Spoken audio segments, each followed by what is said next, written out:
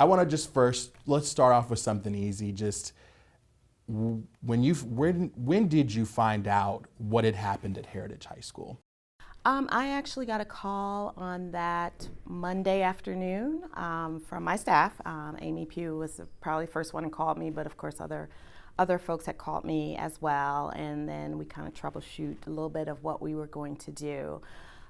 Immediately after getting the details and recognizing that they are putting a plan in action, I notified my board member, my board chair, and then I also made sure that I contacted the mother. What was that conversation with the mom like at that time? I know you probably can't go into specifics, but having to call her and tell her what had happened and making sure she knew, how did everything go with that? So as a mom myself, I like to make sure that I don't violate anybody's privacy or anything like that. So I won't share that part of it, but you can just see how that, as a mom, just being concerned.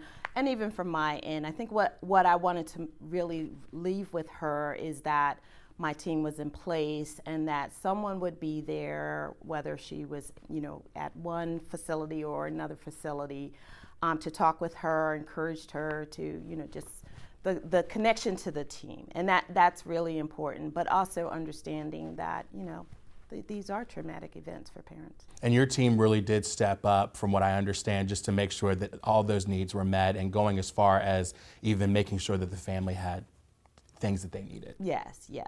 And that's standard for my team. I am so blessed to have a wonderful team of people that start with my deputy superintendents and go all the way down to just general staff. And I am still learning about things that people have done that, that may not have been shared with me initially, but that's just the good heart of the people at Lynchburg City Schools. You talked a little bit about it at the board meeting, but I wanted to give you time here too. For Deputy Superintendent Amy Pugh to step up like she did, handle things in your absence, what does that mean to you? Yes.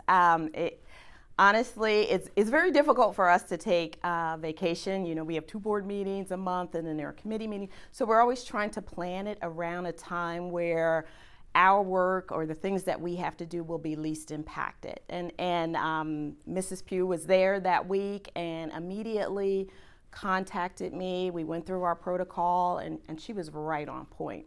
So I felt better in knowing that, and she not only was communicating with me, she was communicating with other team members and making sure that I knew all of the things. And when you think about a large organization, you want to make sure that you have those backups in place such that if anything happens, your people are responding appropriately and not just reacting out of, with some chaos.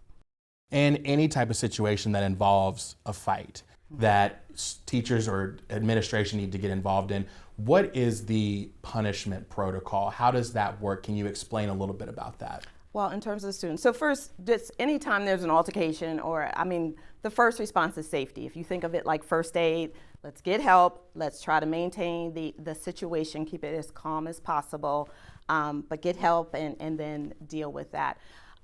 We have a discipline matrix that talks about how we discipline children. And of course, before jumping to judgment, you want to get the information. You want to find out what happened. You want to make sure that you're making decisions based on the factual information. And depending on the severity, the matrix kind of details everything from upwards to suspension from school, services that someone may also need as a part of that. Some of it may require that they have the board gets involved in it. It just depends on the severity and the situation, and each one is different. A fight between 2 pre-K kids might seem very different than something that might occur between 2 high school students. Where are you all along in the investigation? And in that incident with Heritage, would those 3 face some type of punishment through the matrix that you all have created? So just speaking in general about the matrix and not specifically about those individuals that are involved, typically the investigation goes pretty quickly. My administrators are very good at getting statements from students, teachers, and so on and so forth, and also working collaboratively with the police department if that's needed. And then sending that information through student services for discipline for remediation and working with the parents for that. So that's a typical process that we normally go through with that. So. In any altercation, how are teachers and staff looked at to respond? Yeah. So when you think about preparation for a teacher and a staff member, generally we're going in for content. I'm going to teach you how to read. But they are also, there's a response in terms of keeping classroom management. So we always start with the proactive of what we can do, right? Create those classroom rules, and you know how I feel about it. Like, let us model the behavior that we want our students to. Let us even model what happens when we have conflict. So we are disagreeing right now, but what is the expectation in terms of how we resolve our disagreement, how we speak to one another? So that is the first thing that our teachers do. They do have access to training. I mean, we have MANT training in terms of just de-escalation, how to handle if the noise level gets a little higher and what to do. But always, and I can't stress this enough, safety, safety, safety. Safety for everyone involved in terms of that. Other things that we have are quick protocols, because one thing that we do want them to do is get help, get help, get help. And we see that almost with any incident, the more adults that are in and responding, the easier it is to respond.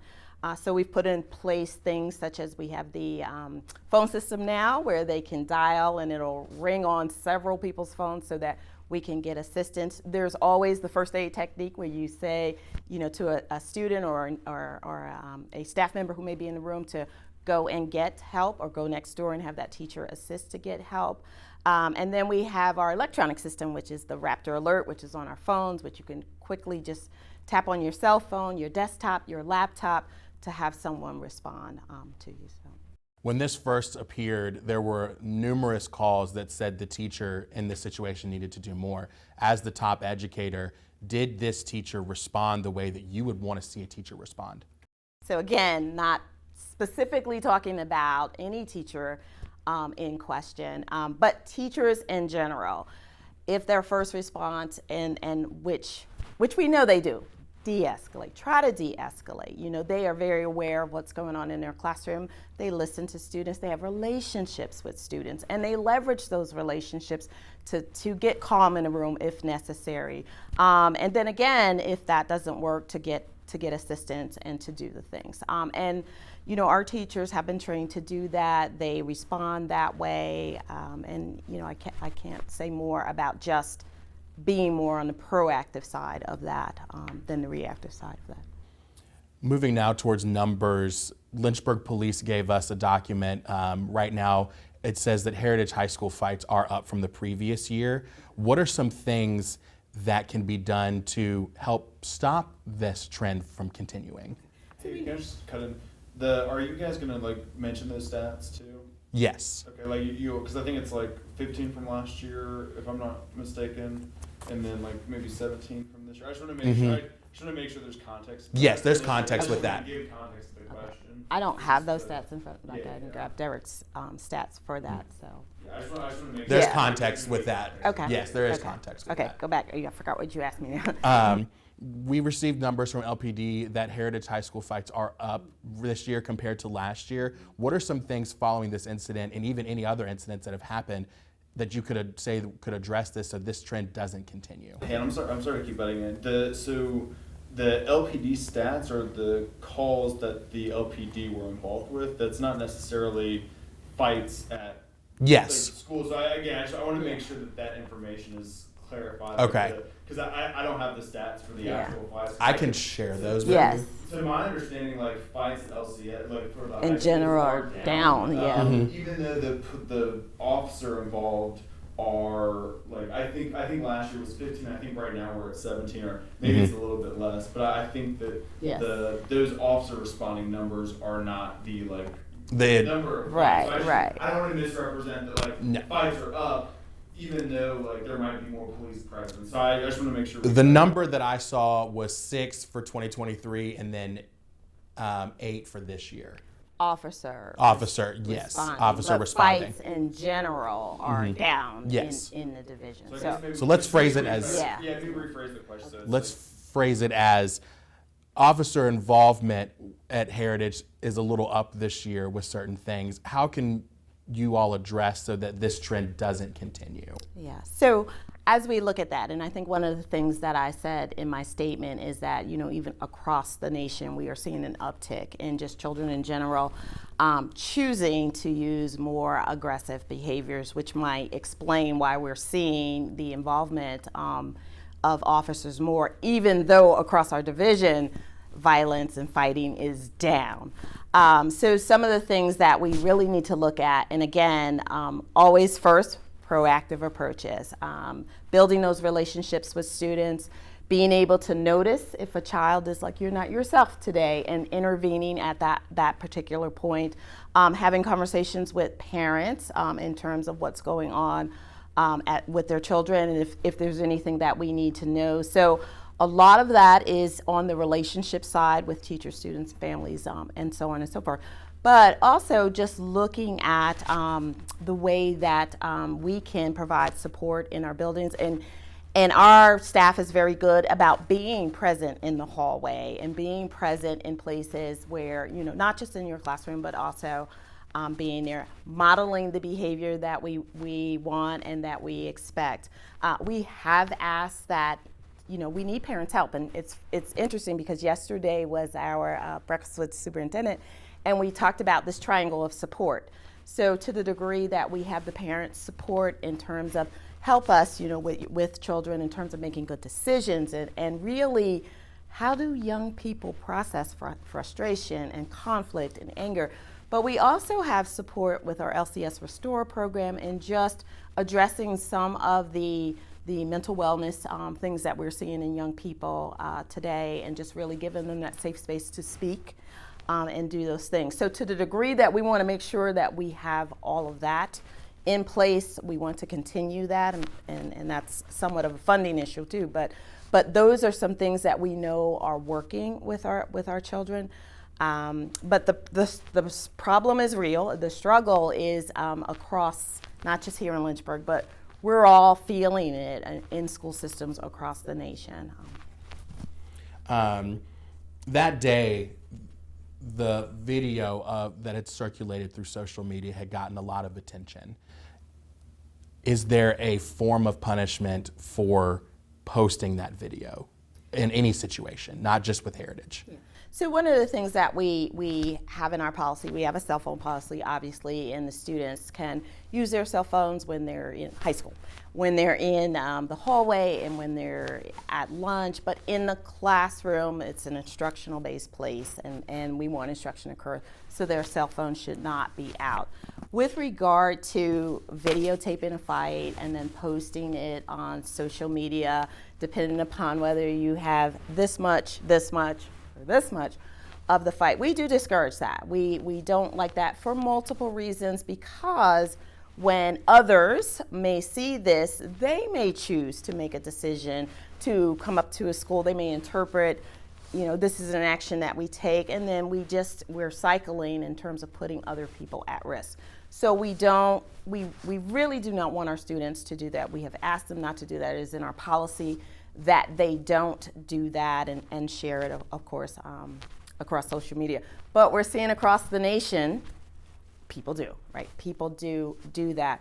Some of the danger in that is if you only have a window of that, people tend to form a conclusion, and then as the window widens, the conclusion may change. And so that's one of the things when you ask me about the investigation, I'm like, we need to make sure we have all of the facts when we're looking at things like that. The General Assembly is looking at a bill that would give school boards power about a cell phone policy in the schools.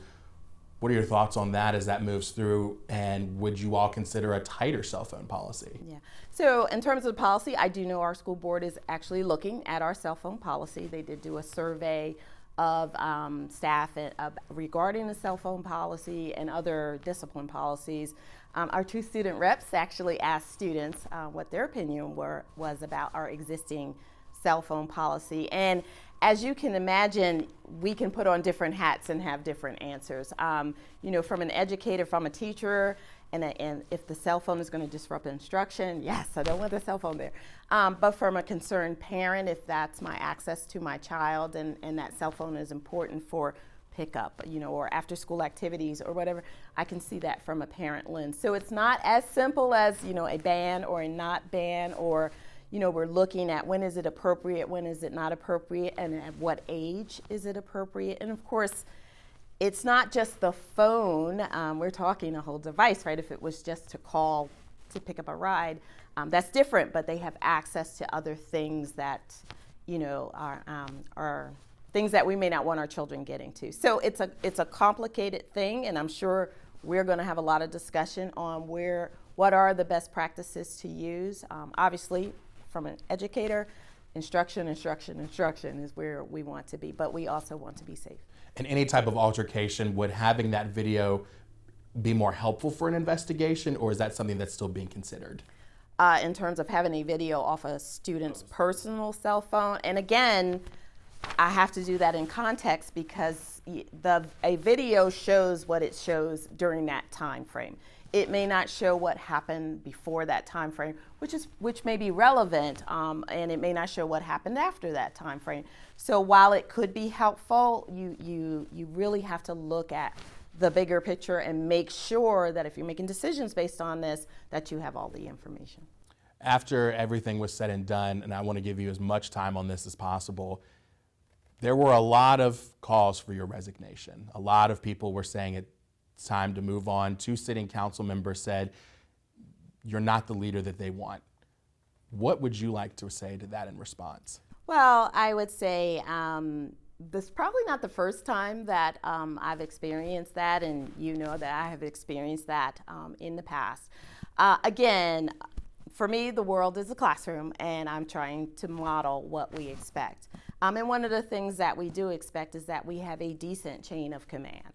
And in our case, whether I'm on vacation, a principal's on vacation, or even if I'm just right here with you right now doing this interview, that building that chain of command is very important. And what we do know is that the chain of command does work in terms of how we responded to the situation, provided wraparound care, and just did the work that was necessary. The communication to me was spot on immediately, like calling my school board chair, but I also send out confidential updates to my school board in general, just keeping them in pace with what is going on. So in terms of that instance, we're doing our jobs. I cannot comment on why people choose to say what they say. We all are responsible for how we react and respond in a situation, myself included. Starts with me. So, I won't comment on what other people say, but I will comment on in terms of my staff and the process and the protocols that they do follow.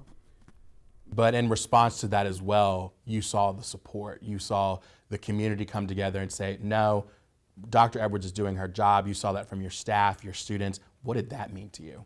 And absolutely, that does make you feel good when there's acknowledgement that yes, this is working, and yes, the situation was handled as appropriately as it could be handled. I mean, it's an unfortunate situation. We wish we didn't have to do that at all, right? Imagine a world where teachers just taught. That would be wonderful. But in the case where we do have to respond to things like that, you want people who understand what to do and can react quickly. And just having that community recognize that, and although many will say that they were supporting me, and I will extend that further, I will say they were supporting the entire staff, because it was a staff response to that. It was a high school team that was working. It was the central office team that was working. It was the collaboration with LPD that we all were working together. And I think, again, going back to the breakfast that we had, it takes that whole combination of parents, schools, and community working together. Just to play devil's advocate, in your own words, would you say you failed? I would not say I failed. I would say that I followed what is our protocols. I will say that immediately, my immediate reaction was, okay, of course, do the work, but also reach out to the family, right? And that's very private, not for media. I also respect parents' rights and would never want to do anything like that. And I never want to use that as a defense either and say, let me show you everything, here's what I did. And I don't think that that's appropriate. To the degree that my team reacted quickly, responded quickly, yes, I'm proud about that. To the degree that we were able to communicate what was going on, to the degree that it's difficult because people want answers right now. And as we can see, sometimes what looks like what happened isn't exactly what happened. So I'm pleased that we were diligent in really looking at the big picture and being able to do those things. Moving now towards the budget, we've talked a lot about this. We've held a lot of meetings. I know where you are specifically. You all are asking for $47.5 million this year in a local match. Why such the big ask? So it's not really a big ask, and I want to put that in context over a series of years. So when I first started, we were somewhere in the neighborhood of 42 million, and it has gone a little bit down since then and up until this recent 39, which is 37 with the contingency. We have asked for more in previous years. Now, during COVID, we were doing a good neighbor. We are very blessed and fortunate, and I am very blessed that we had COVID funds or CARES funds to help us get through that. And to the degree that schools received more COVID funds than localities, and we could work together and offset some things, that's what being a team player is. But we all knew and know that those funds weren't going to last. But even last year, we asked for upwards to 46 and 47. So it's not a shock that this year we would be in the same place. And when you consider that last year, over the 2 years, there was a 5% raise, and then an additional 2%. And we just recently learned now there's a 3% and a 3% going forward. I'm not exactly sure, without taxing authority, how to keep pace with giving raises for staff when there is a local match, and the funds that we do get from the state, which we are grateful for, are just for SOQ funded positions, and that's about somewhere between 50 and 53% of our positions, which means everyone else is not included in that, and we have to rely on the city to do that. So I don't think it was a big ask when you look at it over context. In their 2025 draft, right now it's slotted for level funding. When you see that, what goes through your mind? Okay.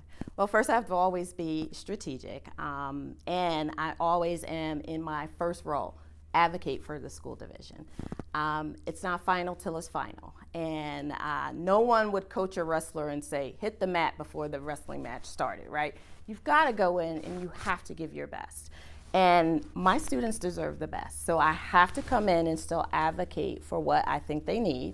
I have to work with my school board, and together we need to advocate for what they need. Now, we've done this several years. It's a negotiation process. We know that we go back and forth, and there have been times where we've proposed a budget and we've come back to level funding in the past, and we operate in a way that says, okay, we had that happen a little bit last year. We had to make some cuts last year as well. We did some changes in positions and some things. This year it feels a little different. Those cuts are bigger if we have to make those cuts. So we're facing it. We've been transparent about, and I think early on we were looking at about $9 million at the division level and an additional $5 million spread across all of the schools. And then of course I had asked for $3 million over level funding in my initial proposal, and the board added, addition to that. But we'll have to do the work in terms of that. We'll also have to communicate with the community, what does that mean for us? And I think the next couple meetings we'll start to see that between the public hearing, the board work session, and the joint meeting, which are Tuesday the 19th, and then the joint meeting is the 26th of March. Some would say they've seen you work with the 39 million and don't really understand the ask where it is now. Could you explain that a little bit and help further that? Yes. So in terms of the 39 million, I'm going to go back to say that I am very grateful for the CARES funding. I'm also appreciative of having, a school board and and recognize that school boards over the past couple of years have changed, but the school board has been committed to doing some great things for kids, whether it's expanding GovSchool slots, supporting us in building playgrounds, at Bass, supporting the investment in CTE, bringing up their minimum wage to $15 an hour before the projected timeline, and really advocating for that $50,000 for staff. Last year we settled at $47,000. We were able to, with a combination of operating funds and CARES funds, to continue to do that because that pledge was very important to our school board. It is very important to us. But the reality is we don't have CARES funds, and we have whatever contingencies or whatever funds we were able to use from vacancies, not having positions filled. We have cut those. We have trimmed. The city council has asked us to trim where we can. We're trim now. We're trim and slim. So 39 doesn't have the same feeling to it as 39 with COVID funds and maybe some additional funds. Was it difficult when they took the budgeting power away from you all and made it to categorical funding? It makes it a little more complicated because, for the public who doesn't understand the categorical funding, the instruction category represents most of our instructional staff. However, there are other important people who support the schools who are not in that category. They were in the administration category. So to the degree that City Council decides how much funding goes into each category, it impacts us in a personnel way. Now, we try our best to look at the things or the widgets, right? That's 20% of our budget is purchase services and pencils and paper, and of course there's electricity and things like that. But 80% of our budget is people. So when the amount of money that we need to support instruction or to support technology or to support administration is changed, we're really changing the dynamics of who's serving our children as well. So it is difficult to do that. You all have a great relationship with the city, and in my opinion, you all have worked with them and figured things out, fighting for things that you believe are important for your kids here in Lynchburg City Schools. What's the message now as you all prepare for this to them, and how can they help you get to what you need to get done? Yeah. And I'm glad you said we do have an excellent relationship with the city manager, the city team. We're on the phone back and forth talking to one another. We understand when it's trying times and the budget is tight. And we try to work with them as much as possible, but we also know that, we have about 7,500 kids that are counting on us. And those are kids in this community. And we as a community, we're responsible for those children. So we try our best to work together and share what the needs are. It's on me not to come in with, exorbitant things and exorbitant asks, so I try not to do that, but I also want to stay competitive with neighboring divisions. I also want to make sure that the services that we provide our kids are available for all kids to access and share that with the city. Now where we are is a conversation involving, beyond just our two city teams, our school board and our city council as well, to garner that support. I think the community does support our schools. I mean, that was very evident yesterday at a packed superintendent's breakfast, which was all about just supporting our kids. Last question on the budget. MGT did everything for you all after the first study came through. They saw a small decrease every year with students that are enrolled. Obviously, graduation plays a role into that too, but they do see that decrease.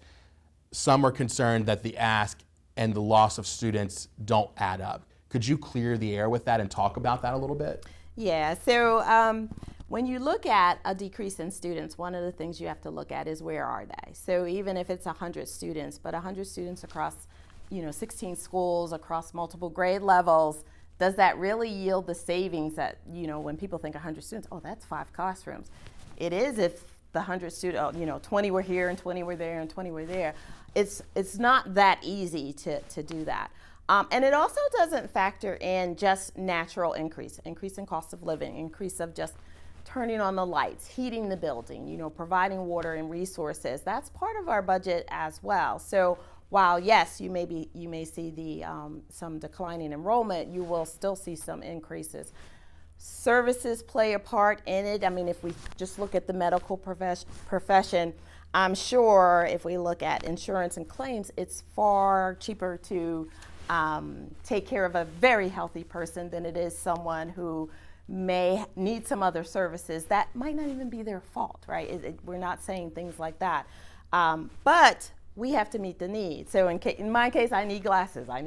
Someone else may not need glasses. But as a school division, we have to provide those needs. And those things factor into sometimes additional services, sometimes additional people to provide those services. So while we do look at declining enrollment, we also have to look at it in a context of the big picture of what we're doing, and providing for our students.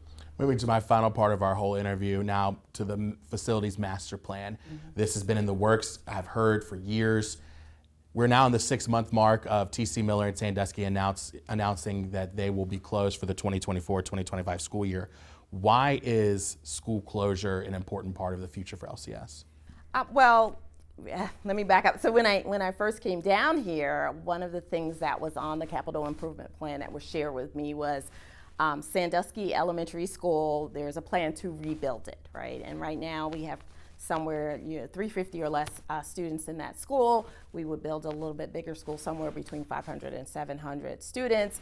And of course, a bigger school, we would have to have some consolidation amongst schools and amongst our zones. So from day one, that was always the plan in terms of what was communicated to me as a brand new superintendent coming down.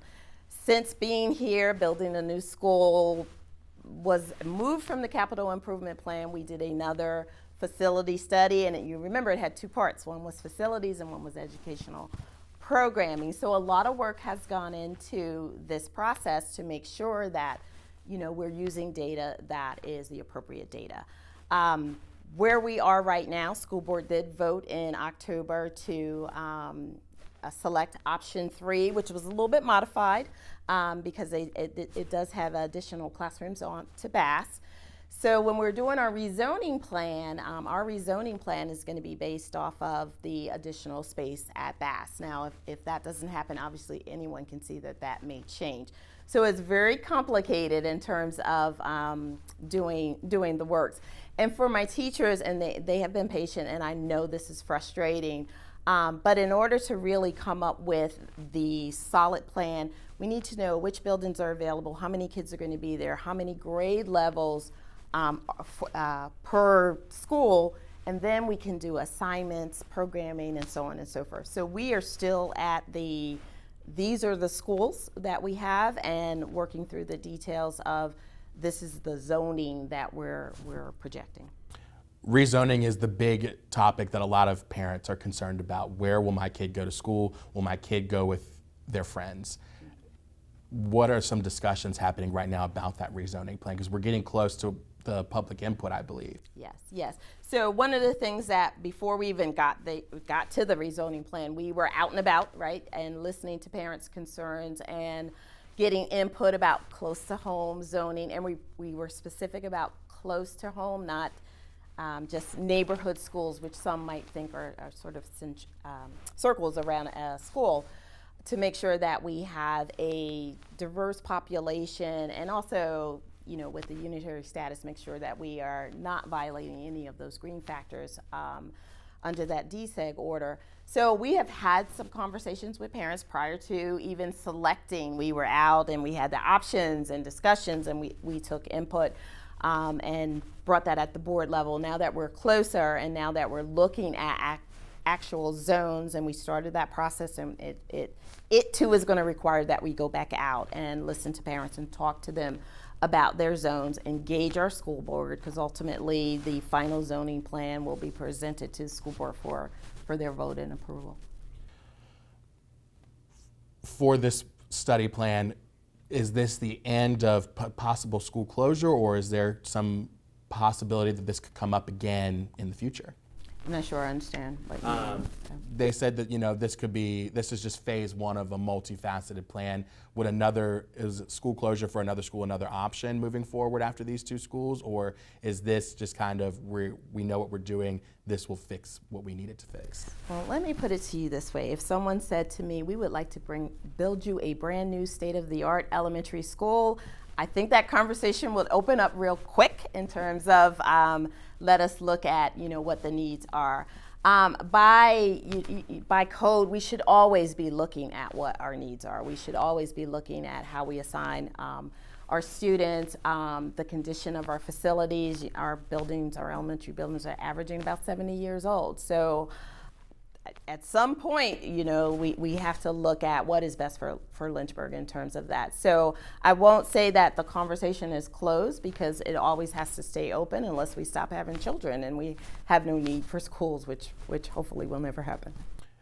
With all of these topics, with money, altercations, and the budget, what can you say right now to reassure parents your mission is still the same, and it's the same thing that you've told me every single time we've talked? Yes, and my focus stays on the children, and sometimes it's very difficult to stay on the children and just really stay focused on trying to provide those excellent educational services. And as I will say to my parents, as we go through the zoning, if I'm going to wait, what buildings do I have? Whatever buildings that I do have available to me, make sure that there's excellence in that building. Make sure we preserve family relationships, family school relationships. Make sure we continue the wonderful things that we've offered our students. We don't want to sacrifice that. So to the degree that I stay focused on that and that becomes my primary mission, and I don't waver from that, that's where I am right now. I know conversations about money, brick and mortar can be very, very tough, and it's very easy to just say, here's a dollar amount and this is the dollar amount, but behind those dollars are children. And part of my job is just to make sure that everybody who's making those decisions about children understand that they are making decisions about children. We will work with our families. Our families love our schools. That's just a different way to look at it. Yes, our families love our schools. They love T.C. Miller. They love Sandusky, which tells you something right is going on in our buildings, that our families love our schools. We are not closing schools because families are saying these schools don't work for us. This is purely, with enrollment and facilities and just capital. And I need to stay there. I need to know and stay focused on our families love our schools. And what is the magic that helps our families love our schools? It's the teachers, it's the programming, it's the relationships that they build, and it's also the progress of their children. Before I ask you my last question, is there anything else that you would like to add that I maybe missed, have not covered, or anything that you would like to add? Yeah, I just would like to say one thank you to the community for always supporting our kids. That's very, very important, that we have community support here for our educational system. We cannot survive without that community support.